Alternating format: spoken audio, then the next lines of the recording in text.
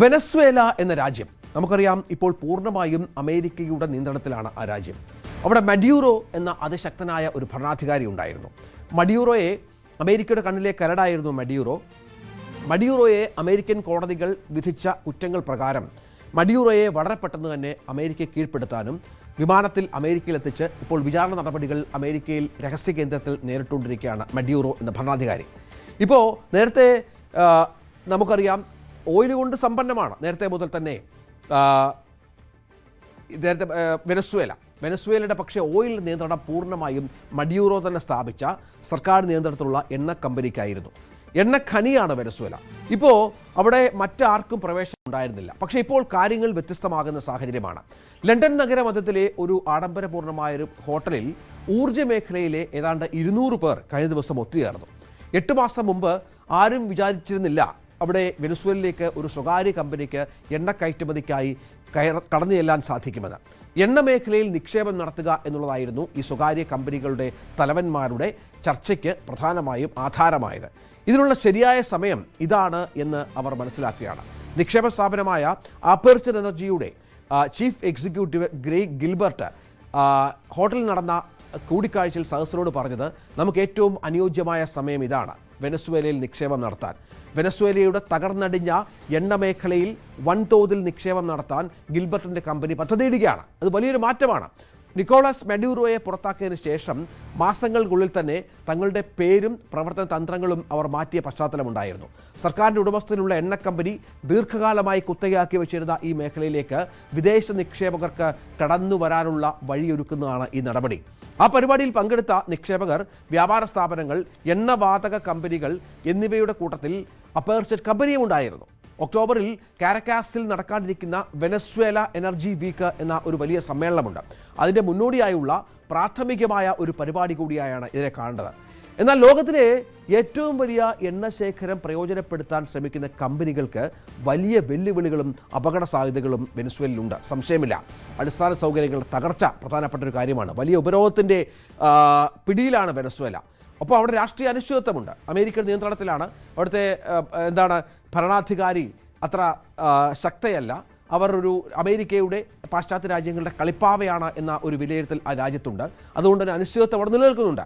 ജൂണിലുണ്ടായ വിനാശകരമായ ഭൂകമ്പം വലിയ നാശനഷ്ടം അവിടെ ഉണ്ടാക്കി. എണ്ണപ്പാടങ്ങളിലടക്കം വലിയ പ്രശ്നം അത് ഉണ്ടാക്കിയിരുന്നു. അത് അസ്ഥിരത ഉണ്ട് അവിടെ. അങ്ങനെ വിദേശ കമ്പനികൾ നേരിടുന്ന തടസ്സങ്ങൾ അവിടെ സംസാരിച്ചത് എടുത്തു പറഞ്ഞുവെങ്കിൽ പോലും ഈ അപകട സാധ്യതകൾ തിരിച്ചറിഞ്ഞുകൊണ്ട് തൻ്റെ ആൾക്കാരോട്, അവിടെ കൂടിയിരുന്നവരോട് ഗിൽബർട്ട് ആഹ്വാനം ചെയ്തത്, അവസരമുണ്ട്, ഇപ്പോൾ തന്നെ ഈ അവസരം പ്രയോജനപ്പെടുത്തണം, അത് നഷ്ടപ്പെടുത്താൻ നമുക്ക് കഴിയില്ല എന്നാണ്. മഡ്യൂറോയുടെ വൈസ് പ്രസിഡന്റായി സേവനമനുഷ്ഠിച്ചുള്ള ആക്ടിംഗ് പ്രസിഡന്റ് ഡെൽസി റോഡ്രിഗസിന് കീഴിൽ ഏതാനും വിദേശ എണ്ണ കമ്പനികളും നിക്ഷേപ സ്ഥാപനങ്ങളും വെനസ്വേലയിൽ നിക്ഷേപം നടത്താനുള്ള പ്രവർത്തനങ്ങൾ വിപുലീകരിക്കാൻ ഒരുങ്ങുന്നു എന്നുള്ളതാണ് ഈ സമ്മേളനത്തിൻ്റെ ഒരു ഫൈനൽ പിക്ചർ. സംയുക്ത സംരംഭങ്ങളിൽ രാജ്യത്തിൻ്റെ ഉടമസ്ഥതയിലുള്ള എണ്ണ കമ്പനിയായ PDVSAക്ക് ഭൂരിപക്ഷ ഓഹരി വേണമെന്ന ദീർഘകാല നിബന്ധന അവരുടെ ഭരണകൂടം നടപ്പിലാക്കിയ പരിഷ്കാരങ്ങളിൽ നിന്ന് ഒഴിവാക്കി എന്നുള്ളതാണ് ഒരു മാറ്റം. സ്വകാര്യ കമ്പനികൾക്ക് ഇപ്പോൾ നേരിട്ട് എണ്ണപ്പാടങ്ങൾ പ്രവർത്തിപ്പിക്കാനും വലിയ ഓഹരികൾ കൈവശം വെക്കാനും ലാഭത്തിൻ്റെ കൂടുതൽ വിഹിതം നിലനിർത്താനും സാധിക്കുന്ന ഒരു പശ്ചാത്തലത്തിലേക്ക് ആ രാജ്യം മാറുകയാണ്. അങ്ങനെ ഊർജ്ജ വിവര സേവന ദാതാക്കളായ വോട്ട്സെക്സിലെ maritime risk and intelligence director Claire Jungman മാധ്യമങ്ങളോട് പറഞ്ഞത്, മഡ്യൂറോയുടെ പുറത്താക്കലിന് ശേഷമുള്ള മണിക്കൂറുകളിൽ ഊർജ്ജ കമ്പനികൾക്കായി ഒരു ലളിതമായ ചിത്രം ഡൊണാൾഡ് ട്രംപ് വരച്ചു കാട്ടുന്നുണ്ട്. അവിടെ കടന്നു ചെല്ലുക, വൻതോതിൽ പണം മുടക്കുക, തകർന്നടിഞ്ഞ അടിസ്ഥാന സൗകര്യങ്ങൾ നന്നാക്കുക. എന്നാൽ യാഥാർത്ഥ്യം ഇതിലും വലിയ സങ്കീർണമാണ്. പക്ഷേ അപ്പോഴും നമ്മളതിനെ ഫൈറ്റ് ചെയ്യണം. അന്താരാഷ്ട്ര ഉപരോധങ്ങളും സാമ്പത്തിക പ്രതിസന്ധികളും ഒക്കെ വെനസ്വേലയുടെ നട്ടലൊടിപ്പിച്ചിട്ടുണ്ട്. എണ്ണ വ്യവസായത്തെ തരിപ്പണമാക്കിയിട്ടുണ്ട്. ഇവിടെ നിക്ഷേപം നടത്താൻ സാധിക്കില്ല എന്ന ബോധ്യം മാറ്റിക്കൊണ്ട് ഇതിനെ അവിടേക്ക് സ്വകാര്യ എണ്ണ കമ്പനികൾ കടന്നു ചെല്ലുകയും അത് പ്രധാനമായും ഉപയോഗപ്പെടുത്തുകയും വേണം എന്നുള്ള ആവശ്യമാണ് ട്രംപ് മുന്നോട്ട് വച്ചിരിക്കുന്നത്.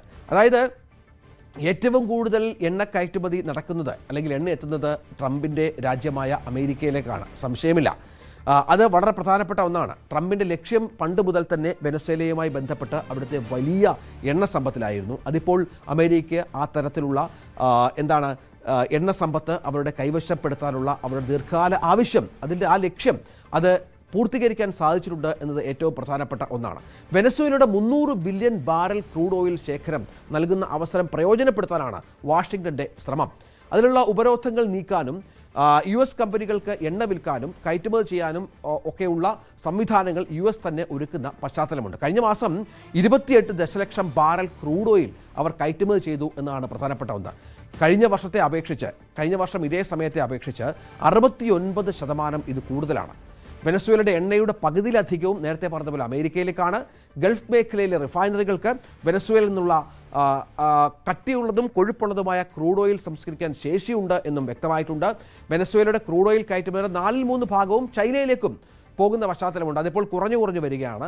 അമേരിക്ക ഇപ്പോൾ പിന്നിലായിരുന്നു, പക്ഷേ അമേരിക്ക അത് കൃത്യമായി ഉപയോഗപ്പെടുത്തുന്നുണ്ട്. ഇന്ത്യയും അവിടുത്തെ ഒരു വലിയ ഉപഭോക്താവാണ്. കയറ്റുമതിയുടെ 4/1 ഭാഗത്തോളം ഇന്ത്യയിലേക്ക് പോകുന്നുണ്ട്. സ്പെയിൻ, നെതർലാൻഡ്സ് തുടങ്ങിയ യൂറോപ്യൻ രാജ്യങ്ങളും ഇതിൽ ഉൾപ്പെടുന്നുണ്ട്. അങ്ങനെ മഡ്യൂറോയുടെ നിയന്ത്രണം നഷ്ടപ്പെട്ടതിന് ശേഷം വെനസ്വേലൻ എണ്ണ വിറ്റതിലൂടെ $13 ബില്യൺ ഭരണകൂടം സമാഹരിച്ചു എന്ന് ഡൊണാൾഡ് ട്രംപ് മുന്നോട്ട് വെക്കുന്നത് ഏറ്റവും പ്രധാനപ്പെട്ട ഒന്നാണ്. അത് മാത്രമല്ല, ഈ പണത്തിൻ്റെയൊക്കെ കസ്റ്റോഡിയൻ ഇപ്പോഴും അമേരിക്കയാണ്, ഓർക്കണം. പക്ഷേ ഈ പണം ഈ രാജ്യത്തിന് കൈമാറും എന്ന് ഏതാണ്ട് ട്രംപ് ഉറപ്പു നൽകുന്ന പശ്ചാത്തലം കൂടിയുണ്ട്. അമേരിക്കയിൽ ഡെമോക്രാറ്റുകളും ഇക്കാര്യം ആവശ്യപ്പെട്ടിട്ടുണ്ട്. കൂടുതൽ വാർത്തകൾക്ക് News 18 Keralam YouTube channel subscribe ചെയ്യുക.